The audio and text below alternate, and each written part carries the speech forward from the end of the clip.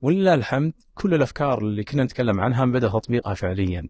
يعني كان الآن محور تطوير الدرعية هو بيئيا الوادي، الآثار القديمة اللي هي الدرعية، الدولة السعودية الأولى، منازلها ومساجدها، حتى أسماء نخيلها حافظ عليها. يا سلام.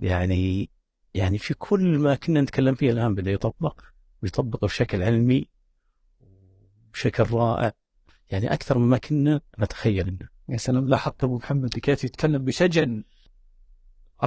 أصعب ما يقع فيه المستثمرين أو رواد الأعمال الجدد أن شريكه أبرز صفاته أنه صديقه هو أخوه.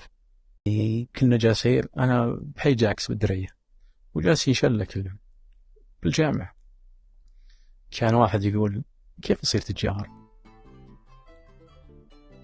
كل واحد يقول لا أبدأ. جت دور عندي قلت إن نلغي الاستراحة